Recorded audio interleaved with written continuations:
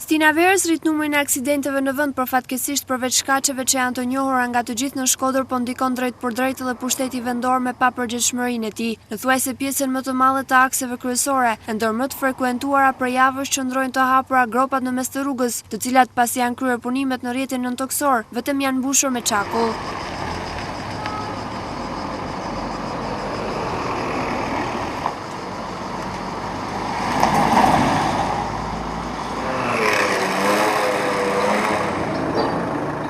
Një pakujdesie vogël dhe veçanërisht në orët e natës, pasojat mund të jenë fatale.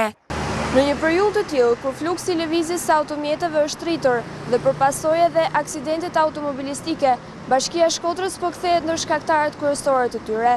Këto gropa në mes të qytetit janë lënë të hapura prej kohësh, ku përveç kaosit që krijohet në qarkullim, po rrezikojnë edhe jetën e qytetarëve, ndërsa institucionet në fjalë në bashkëpunim me ndërmarrjet e saj nuk kanë marrë ende asnjë mas për mbylljen e tyre.